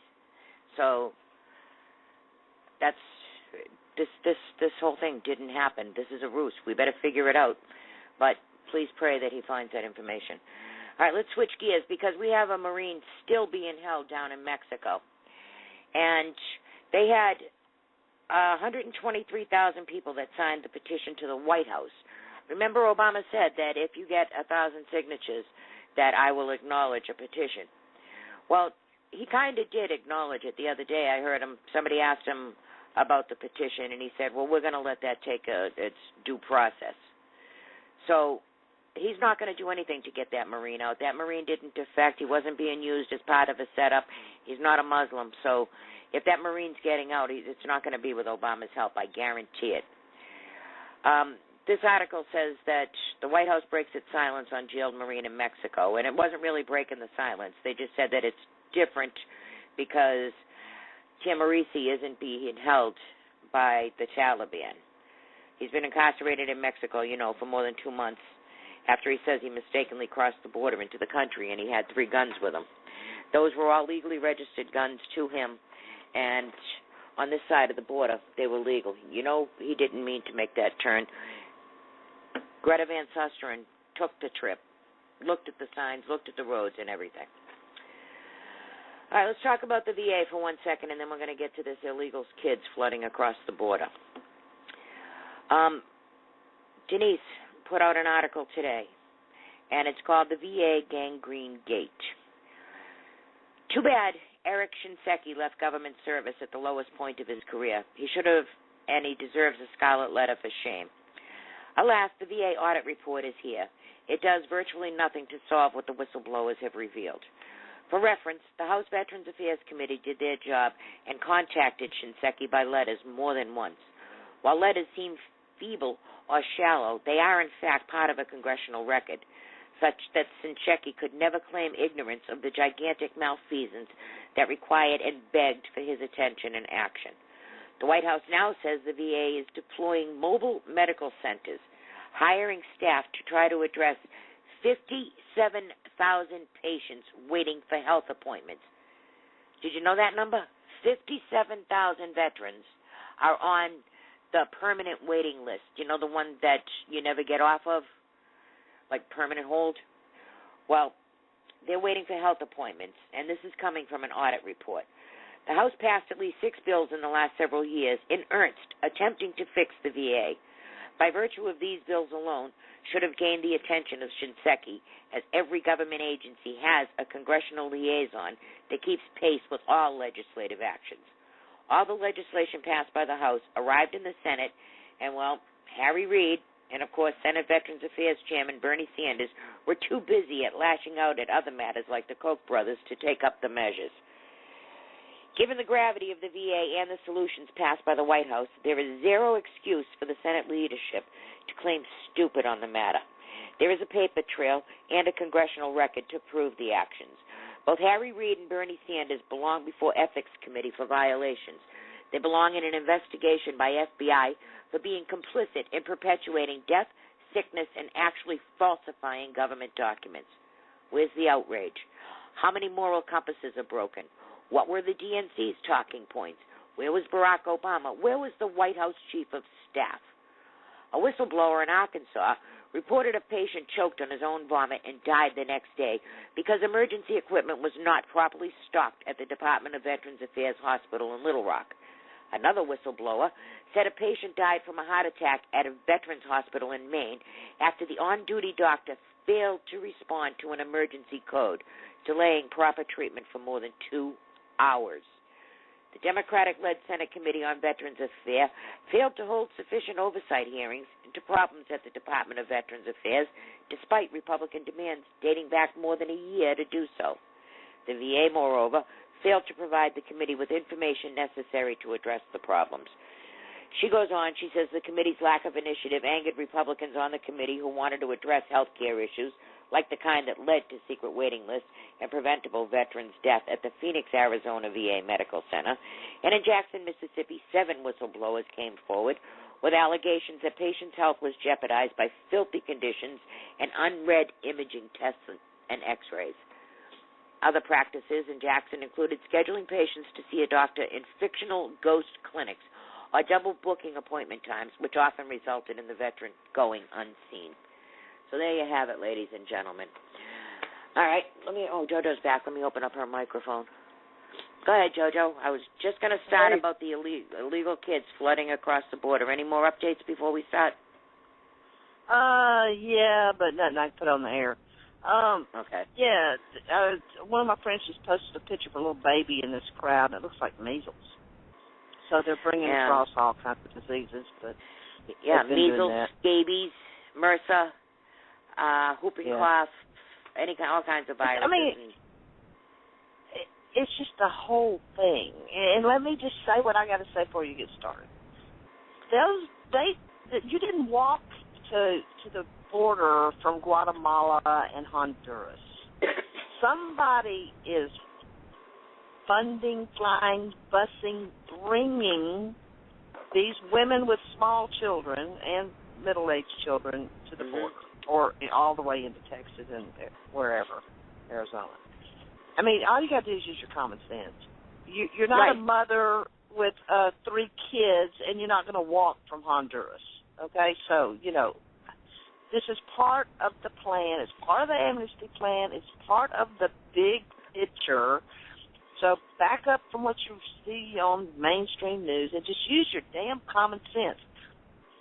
Thousands and thousands and thousands of children did not get to the United States by walking from through Mexico. Other than maybe maybe if they lived on a border town, but they had to get from Honduras, South America, to the border some way or another. They didn't traverse all that terrain. So, that's my folks, JoJo is right. We're talking about 5, 6, 7, 8, 9, 10-year-old children, all right, from Guatemala, Honduras, El Salvador. These children. Now, anybody who knows anything about Mexico, you know damn well Mexico does secure their southern border. And if you look at Tamarisi, our Marine, you accidentally go into Mexico and you're not supposed to be there, you will be arrested. Now, anybody want to tell us how 48,000 children, and they're expecting 120,000. Funny, they know how many they're expecting. Yeah, and it's like next week we're getting another 1,000. Now, how the hell do they know that? Exactly. You tell me how these children made it from Central and South America, all the way through Mexico, across two borders, the southern border of Mexico and the United States border, the northern border of Mexico, into the United States to Texas. I got to tell you something right now, ladies and gentlemen. That's a bunch of BS, too. They didn't go through Mexico. Not all of them. They had to. There has to be a government operation, an airlift or something. You know, they're probably filming And then the one C-130. woman they interviewed says that she's just too traumatized to remember how she got there. Yeah, she doesn't remember how she Really? got there. That's crazy. I mean, really? They were probably told, keep your mouth shut. But I'm telling you right now, Obama is airlifting them in. And you know we have a 100-mile buffer. So there could be a landing strip anywhere in that 100-mile buffer, or they could be landing them at military bases and saying that they came over the border. Thousands. Well, the federal government's taken over every national park down there. They can land them anywhere down there. Not only that, but what about the children? These are children, unaccompanied children. Mm-hmm. There is no parade of mothers and fathers standing at the fence on the border throwing kids over and making them walk to Texas on their own. That didn't happen. Nope. And if you really want to get down to it, we're talking about child trafficking, sex trafficking. We're talking about child abuse. We're talking the conditions. All right, I worked in a prison. I worked in a prison. Once the U.S. government has care and custody of you, they have to take care and custody of you. They have to feed you, clothe you, give you medical attention, and shelter you. All right? The government has admitted to putting these children on buses in Texas and sending them to Arizona. So now they have their human trafficking, their smuggling, they have child endangerment, child abandonment because they dropped them off at bus stations, and a public health endangerment because a lot of these children have things like scabies and whooping cough. And where are their parents? And, you know, another thing, too, what about the child sex traffickers? How are we even going to know if any of those babies are missing to even go looking for them? We'll never know. Then we're opening up our military installations and housing them. Now, we can't take care of our veterans. We can't provide medical care to our veterans. But yet, and I mean, God help me, y'all. I feel sorry for these kids. Don't get me. I'm a nurse. I'm not cruel. But then again, the states are going to be responsible for, and the people, the volunteers, people like me and you, are bringing food and diapers and baby wipes and mattresses. The people are also just coming up in cars and donating stuff to help take care of these kids. Americans are not heartless. We're not heartless. No, these are children. These children don't have any say in any of this. But I got to tell you something. I don't think that most of them crossed over the border. I think they were flown in. I do too. Yeah, there's no way that these children made the trek from South America to the United States through Mexico on foot. That just did not happen. And there's an article right here from Reuters saying that the U.S. is opening a third base to illegals. Is that not illegal detention, illegal internment? Yeah. That's what the FEMA camps are for. The fusion centers, the bases. All these fusion center FEMA camps that have been sitting idle for 10 years are now, I bet they're flipping the switch and turning them on. Here we go. We have a phone caller. I think this is Red. I think she wants to jump in this conversation. And she would know firsthand what's going on down there on the border. Red, is that you? It's me. Hey, Red. My news has been inundated, obviously, for the past 9-10 days. I have a question for you. Do you know how far it is from Houston, we'll say, to Phoenix? Probably. I'll tell you. 1,200 miles, roughly. And do you know how far it is from Houston to Honduras? Probably about the same. Close. Yeah, that's the about the distance same. from Florida to Boston. So why were these children flown into Phoenix and not flown home? That's right. Because they were imported. Obama is setting us up. Now, you see, this is a checkmate. Don't you understand? He wants the immigration reform. He is flooding the border with children. You know, it's for the kids. So what are you going to be, heartless and, pack them all back? I mean, he's got them in cages right now. in filthy conditions, unhealthy conditions, and he doesn't care. He'll put as many.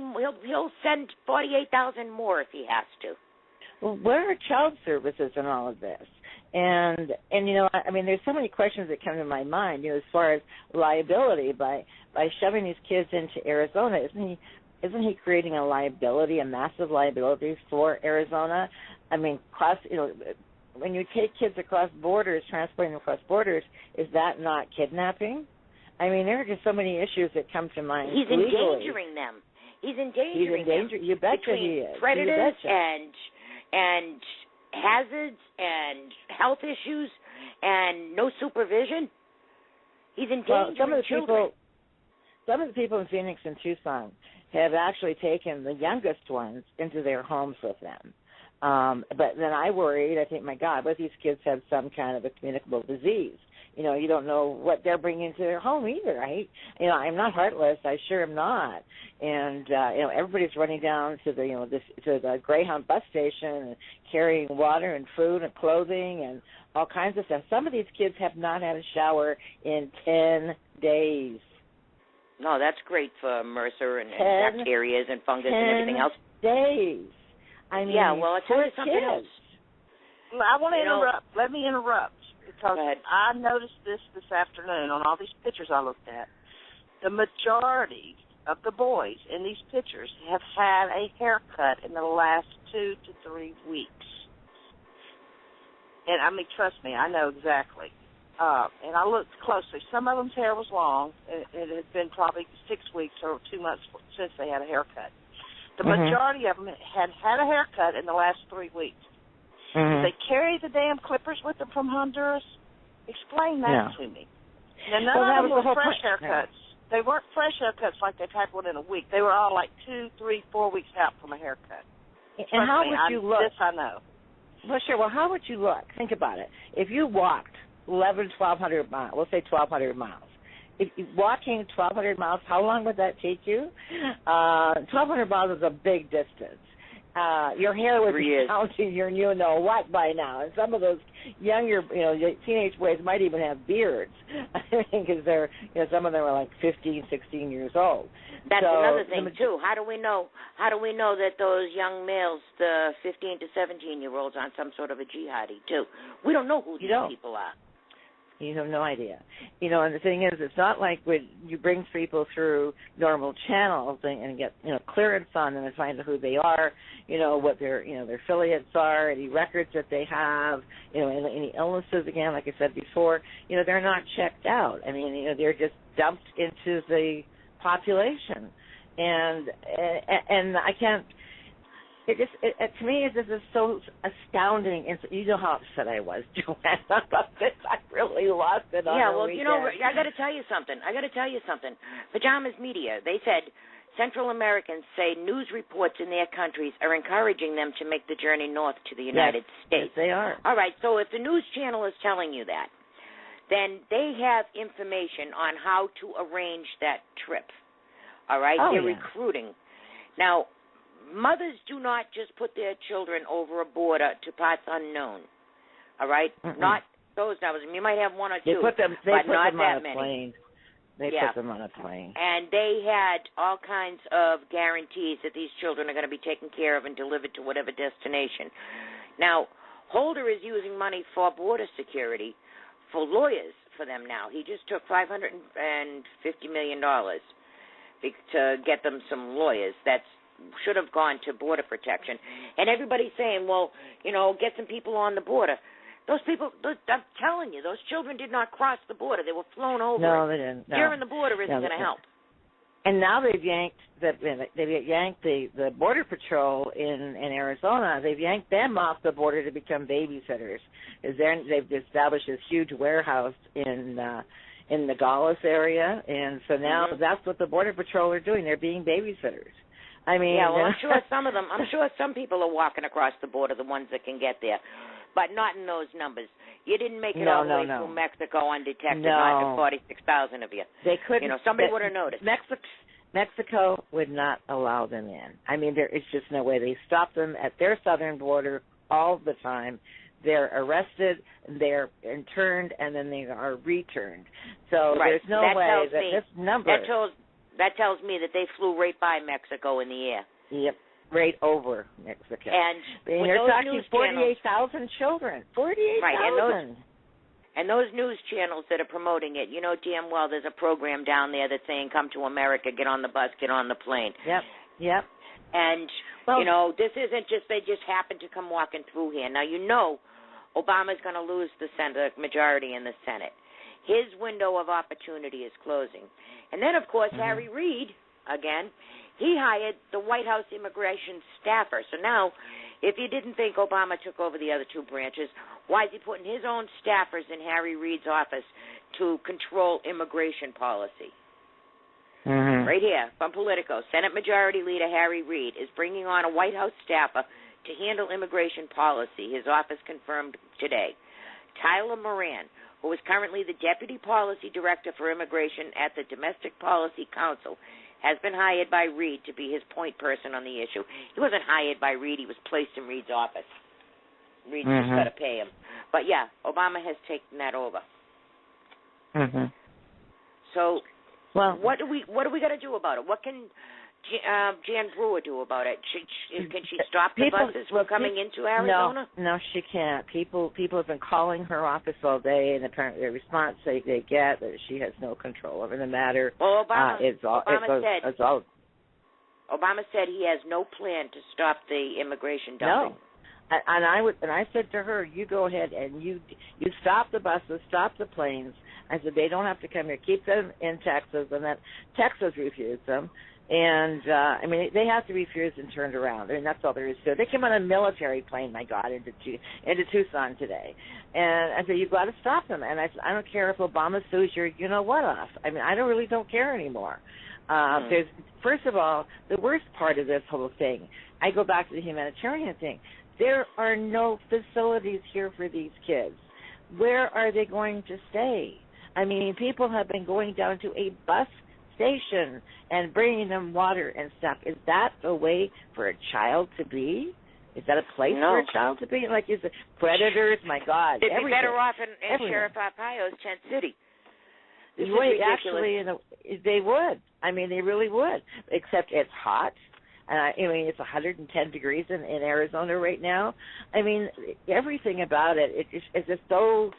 I want to scream because these are kids. I have a lot of empathy here. I really do, and so it is everybody in Arizona. And that's intentional, though. Don't you see, Red? That's intentional. Of course it is. If he brought in a whole bunch of 30-year-old illegal guys, it would be different. Then everybody would turn them around and send them out. But this is the children. So now he's got them And people don't know. We don't know whether they're abandoned or what. I mean, we don't know. We don't know anything about these kids. And, we just want to make sure that they're taken care of. I mean, my God, some of these kids are 3 years old. I mean, excuse me? Yeah. 3, 4, 5-year-olds. I mean, how do you say kick them out of the country? I mean, and nobody's got a baby carriage, so they didn't walk here.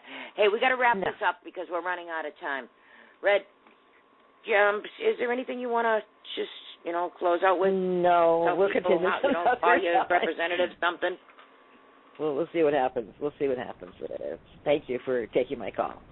Oh, I want to thank you for calling, too. You're on the ground down there. You keep an eye on it. And, if we got to break into a show, I'm sure that our colleagues will accept our call.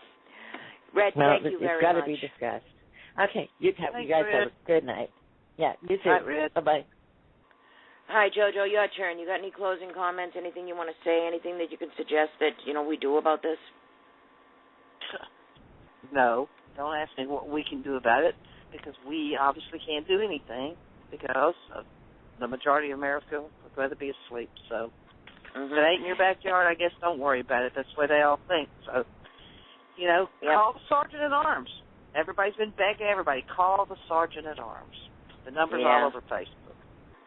And one last thing, Obama today did an executive order on student loans, and part of it, he was pitting students against millionaires. He said, and we pay for it by closing loopholes that allow some millionaires to pay a lower tax rate than the middle class. So now he wants these students to hate millionaires. I want the students to become millionaires. Well, I tell you, I hope to God you're smart enough the government student loan, but if you did, you better watch your butt. Yep. And the Obamas bought a piece of property in North Carolina, Asheville, North Carolina. My friend LaShawn wrote me this morning flipping out, can you believe he bought this piece of property here? And then I looked around, sure enough. I don't know. Is it true? Yeah, it's true. I heard they were buying, whatever. I don't know. That's the least of my concerns.